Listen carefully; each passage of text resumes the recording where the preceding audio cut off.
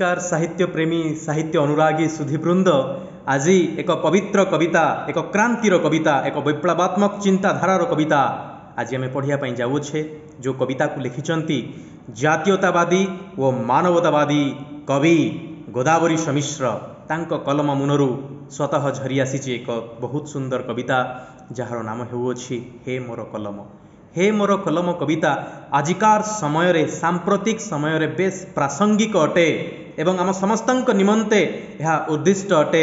आम जीवन सहित यह बेस संश्लिष्ट अटे एइथिपाई कारण कलम माध्यम रे आम केमिति समाज को परिवर्तन करि परिबा, समाज रे गोटे विप्लवर नुआ बन्ही जाली परिबा, क्रांतिर नुआ मशाल जळई परिबा, ताहा एई कविता माध्यम रे आम बहुत सुंदर भाव रे जानि परिबा। यह पूर्वर मु कहि रखे गोदावरीश मिश्र निर्भीक लेखा निमंते संपूर्ण ओडिया साहित्य जगत रे जड़े स्व उज्ज्वल नक्षत्र भाव में बेस परिचित अटंती। तांकर गोटे कविता मु जहाँ पिला बेले पढ़ी ताहा आज सुद्धा मोर मने पड़िले देहरे शिहरण खेली जाए। से कविताटीर नाम हेउछि उठ कंकाल। केते सुंदर भाव में से बोधे विश्वर प्रथम लेखक होइतिबे, प्रथम कवि होइतिबे जे निजर लेखनी मुन माध्यम रे संपूर्ण ओडिया जाति को मृतवत रूप से आख्या दे कहिचंती जे हे मृतवत जाति उठिबार समय आसीची, सुप्त आत्मा को जागृत करिबार समय आसीची। सेही समय रे से कंकाल मानकु माटी तळु से चित्कार करी डाकिछंती हे कंकाल माने वर्तमान उठ। ताकु एते सुंदर भाव से लिखिथिले दुर्गम गिरी दुर्ग प्राचीर जीर्ण दुआरे बसी डाके तांत्रिक मंत्र साधने जाग्रत पुरवासी पृथ्वी बिदारी बारवाटी मढ़ा उठ उठ चंचल खोरदार सत सरदार शिर कर उन्नत तर उठु उठ कंकाल छिड़ु श्रृंखल जाग दुर्बल आजी उठु गत गौरव हृत गौरव मृत गौरव राजी। केते सुंदर भाव से कंकाल मानू परिशेष से आह्वान दे कही कारण पाइक माने संपूर्ण भाव में गोटे ओडिया संग्राम ओडिशार विभिन्न प्रकार स्वाधीनता संग्राम रे जड़ित होई से ओडिशा को सबु समय रे एक श्रेष्ठ जाति हिसाब रे विश्व दरबार रे प्रतिष्ठा करथिले। मने पड़े जेतेबेले कलिंग युद्ध संपूर्ण ओडिशा पुरुष शून्य हो जाइथिला सत, किंतु केही हेले मुंड नुआई नथिले।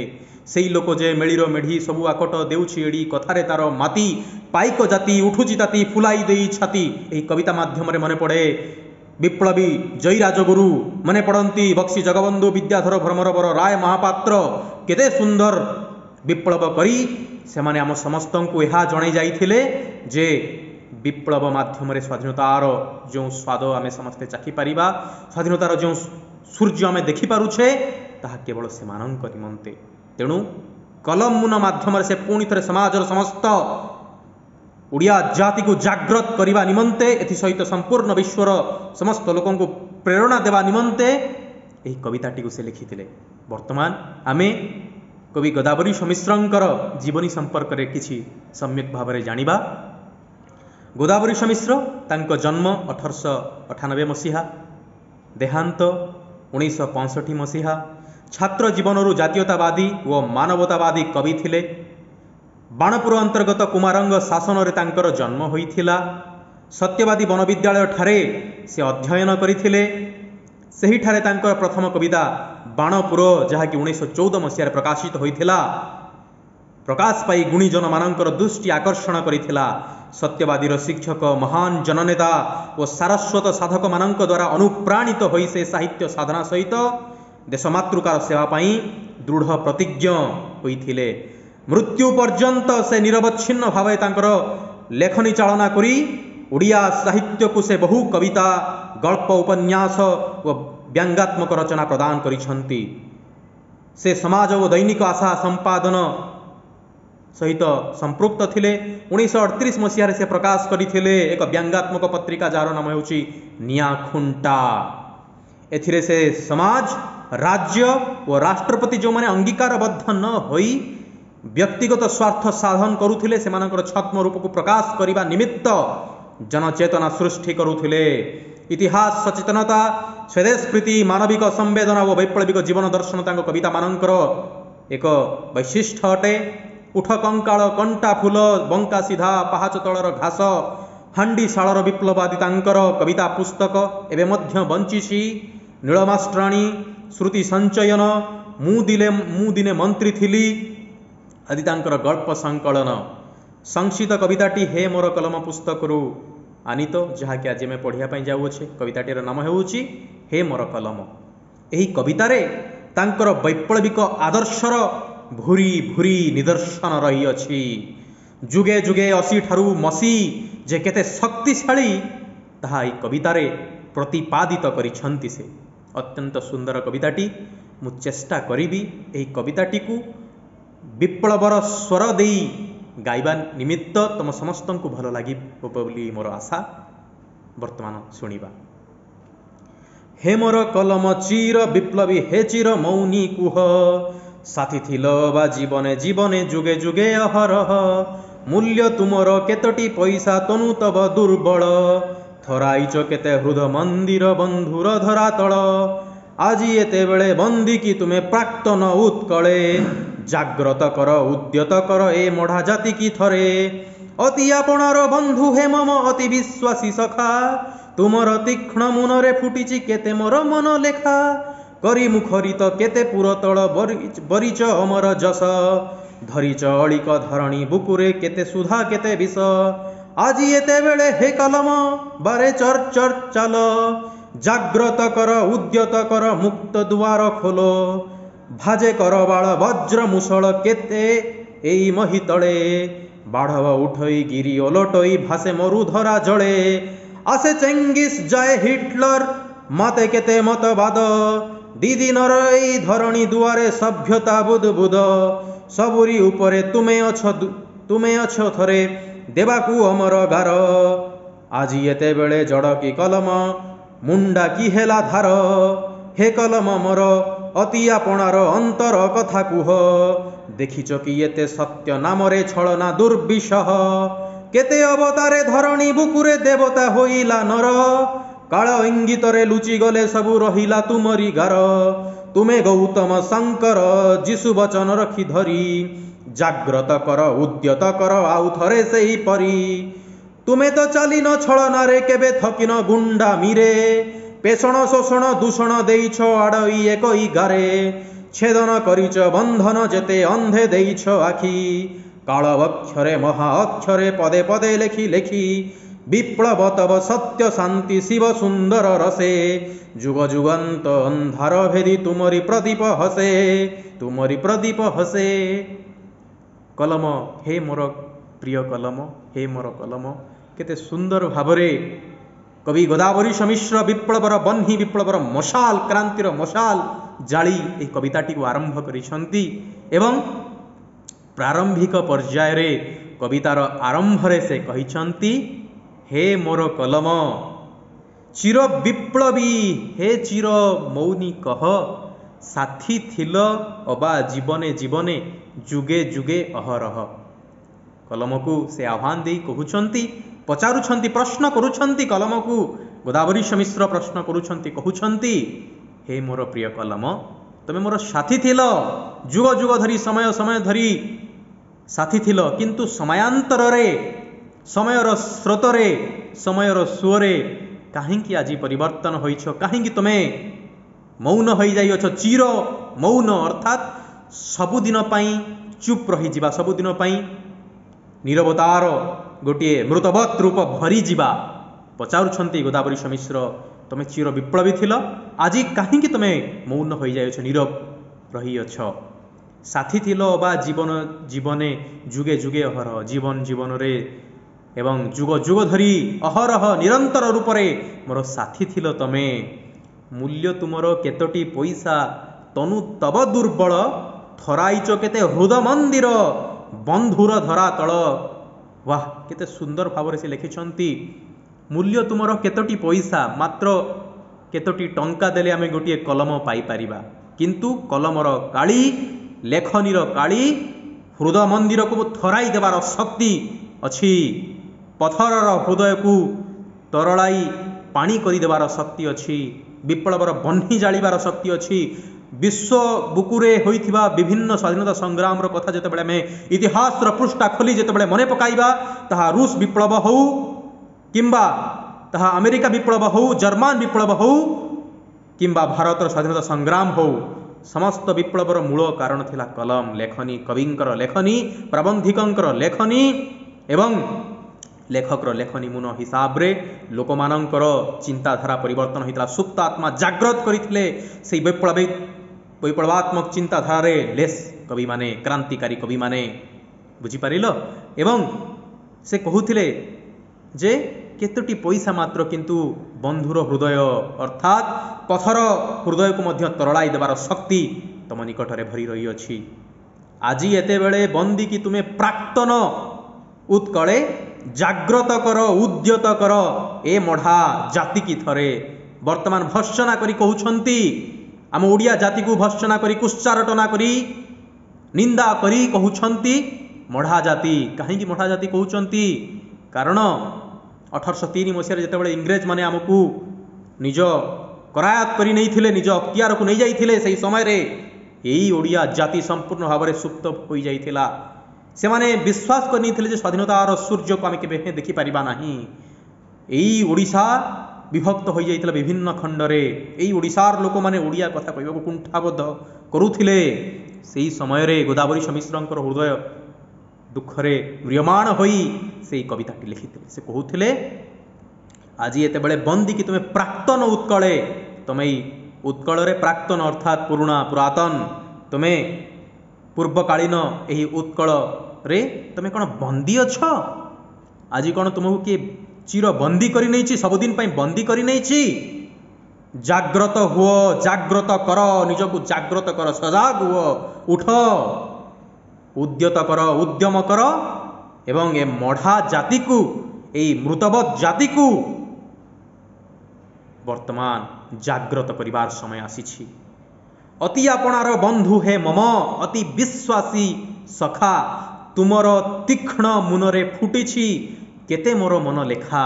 से कहउछंती तुमर सबुठारु अति आपणार बंधु मम, मोर सबुठारु आपणार बंधु अटु, मोर अत्यंत विश्वासर सखा अटु, तू विश्वास भरोसा योग्य सखा अट तुमे हे कलम।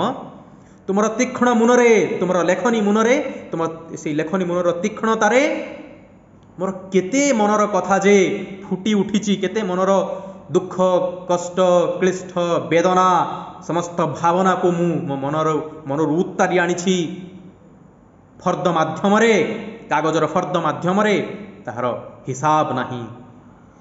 करी मुखरित केते पुरुतल, बरिछ अमर जस, धरिछ अळिक धरणी बुकुरे केते सुधा केते विष।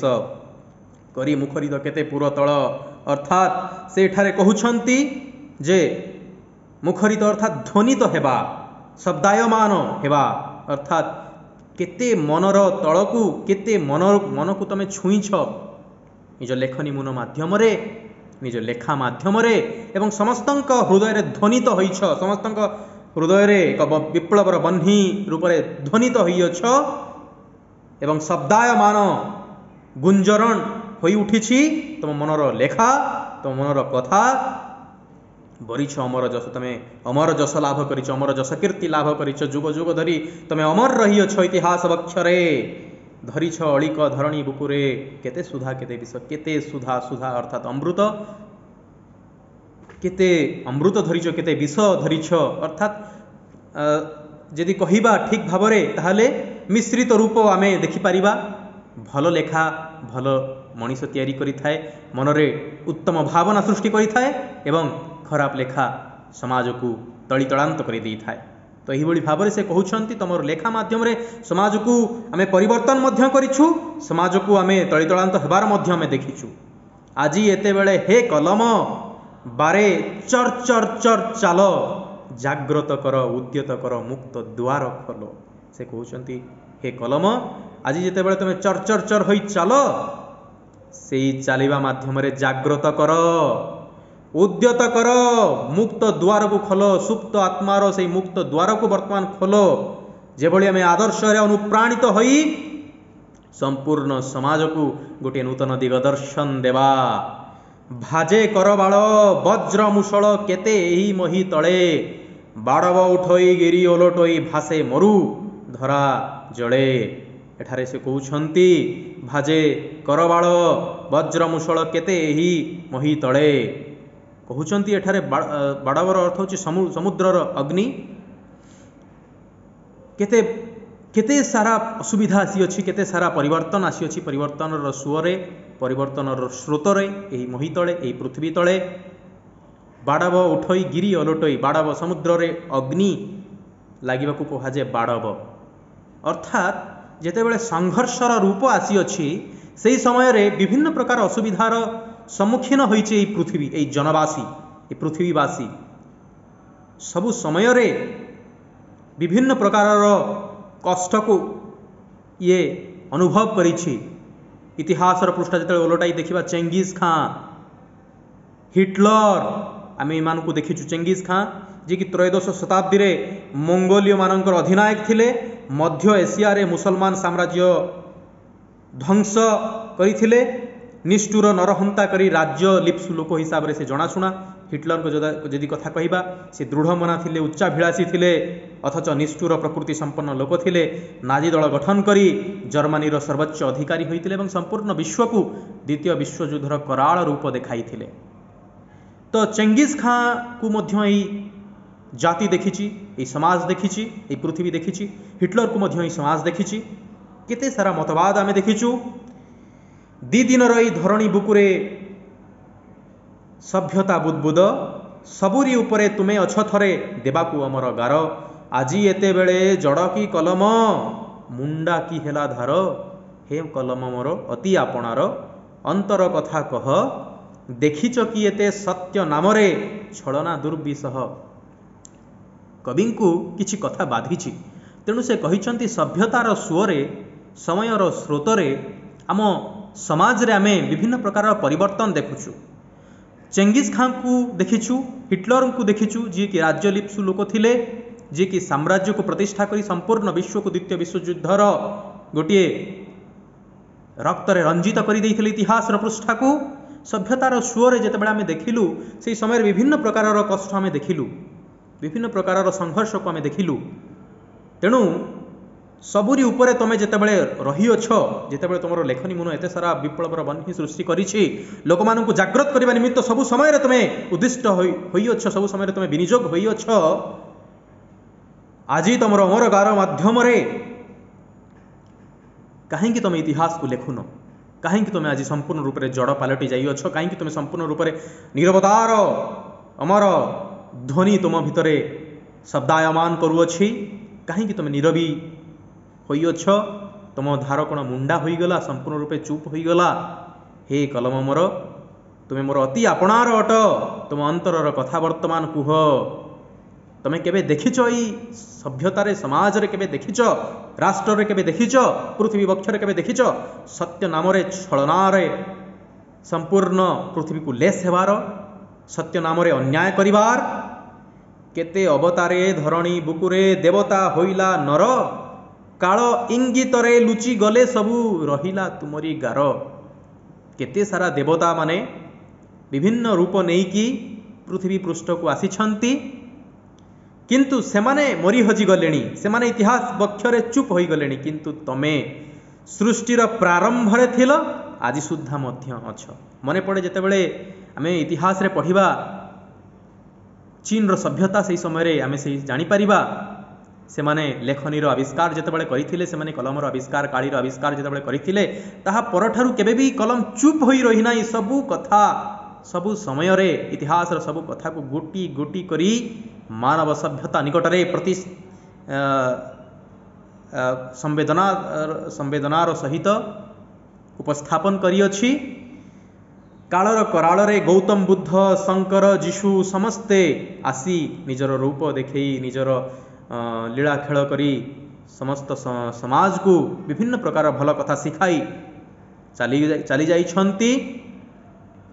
ତୁମେ ସମସ୍ତଙ୍କର ବଚନକୁ ଧରି ରଖିଛ, ତୁମେ ସମସ୍ତଙ୍କର କଥାକୁ ଧରି ରଖିଛ। ସେ ଯୀଶୁ ହୁଅନ୍ତୁ, ସେ ଯୀଶୁ ମସିହା ହୁଅନ୍ତୁ, କିମ୍ବା ଗୌତମ ବୁଦ୍ଧ ହୁଅନ୍ତୁ, କିମ୍ବା ମହାବୀର ଜୈନ ହୁଅନ୍ତୁ, କିମ୍ବା ମହମ୍ମଦ ସଲ୍ଲଲ୍ଲାହୁ ଆଲୈହି ୱସଲ୍ଲମ ହୁଅନ୍ତୁ, କିମ୍ବା ରାମ ହୁଅନ୍ତୁ, ସମସ୍ତଙ୍କର କଥାକୁ ତୁମେ ବଚନ ମାଧ୍ୟମରେ, ନିଜ ଲେଖନୀ ମୁନ ମାଧ୍ୟମରେ, କାଗଜର ଫର୍ଦ୍ଦରେ ଅମର ଅକ୍ଷରେ ଲିପିବଦ୍ଧ କରି ରଖିଅଛ। तुमे तो चालीन छलनारे केबे ठकिन गुंडामीरे पेषण शोषण दूषण देइछ आडई एकई गारे तुमे केबे भी थकी जाई नाह गुंडामीरे केबे थकी जाई नाह किंबा कौनसी दुष्टामी तुमे देखई नाह किंबा कौनसी छलनारे तुमे चाली नाह केबे भी सबु समय रे तुमे सठिक भाव रे दृढ़तार सहित छिड़ा होइछ तुमे केबे भी पेषण रे शोषण रे दूषण रे केबे भी तुमे चुप होइकी रही नाह तुमे छेदन करिछ बंधन जेते अंधे देइछ आखि काल बक्षरे महा अक्षरे पदे पदे लेखि लेखि छेदन करिछ बंधन जेते समस्त प्रकार बंधन समस्त प्रकार मूढ़ चिंताधार बंधन को समस्त प्रकार सभ्यतार जेते सबु अंधविश्वास रे जड़ित होइतिबा समस्त बंधन को तमे मुक्त करिअछ अमर अक्षर रे अमर गाथारे तमे तमर इतिहास लिखिछ अंध को तमे चक्षु देला भली अंध लोकटी हेले मध्य निजर लेखनी मुन माध्यम संपूर्ण जगत को परिवर्तन करिछि तमे लुइस ब्रेली कथा कुह तमे जहाँकर भी कथा कुह मार्गरेट नोबेल कथा कुह समस्ते निज लेखनी मुन माध्यम दुनिया को विभिन्न प्रकार शिक्षा देई अछंती संपूर्ण जगत को गोटे नूतन शिक्षा देई अछंती छेदन करिछ बंधन जे समस्त प्रकार बंधन को तुम छेदन करिअछ अंध को आखि देइअछ माने अंध कौन को आखि देइअछ अंतरर जो ज्योति निर्गत हुए सत्यर जो ज्योति निर्गत हुए से आखि से चक्षु देइअछ से दिव्य चक्षु देइअछ काल बक्षरे महा अक्षरे पदे पदे लेखि लेखि कालर बक्षरे महा अक्षर अमर अक्षरे तमे गाथा लेखि रखिअछ विप्लव तव सत्य शांति शिव सुंदर रसे जुग जुगांत अंधर भेदी तुमरी प्रदीप हसे तुम विप्लवर बन्ही जालिअछ सत्य शांतिर बन्ही जालिअछ जुग जुगांतर अंधार को तुमे तली तलांत करी संपूर्ण भावे जाली ध्वंस करी नूतन इतिहास को प्रतिष्ठा करिअछ हे मोर कलम तुमे जुगे जुगे अमर रहिअछ तुमे सबु समय रे संपूर्ण विश्व निकटरे विश्व दरबार रे निजर गोटे सुंदर रूप प्रतिष्ठा करिअछ तमर लेखनीर जय घोष संपूर्ण विश्व सूर्य जेते बड़ पर्यंत पूर्वाकाश आम देखिपारूँ से बड़ पर्यंत तुमर अमर ज्योति को आम समस्ते गुणगान करुवा यह थिला गोदावरी मिश्रंकर गोटे बहुत सुंदर कविता यही कविता माध्यम आम आउ गोटे कथा जानवा पाइबा राजेंद्र प्रसाद सब बेले कहते कलम मुन तुम चाष कियारी छात्र छात्री हिसाब रे जड़े अनुसंधिष्ठु हिसाब रे समाज जड़े सचेतन नागरिक हिसाब रे आम समस्त कर्तव्य यह रहिबो जे निज कलम को सब बेले सठिक रूप से विनियोग करवा समस्त निमंते भल लिखा समाज लोकों को जागृत करने निमित्त सुप्त आत्मा को जागृत करने निमित्त भल कथा लिखा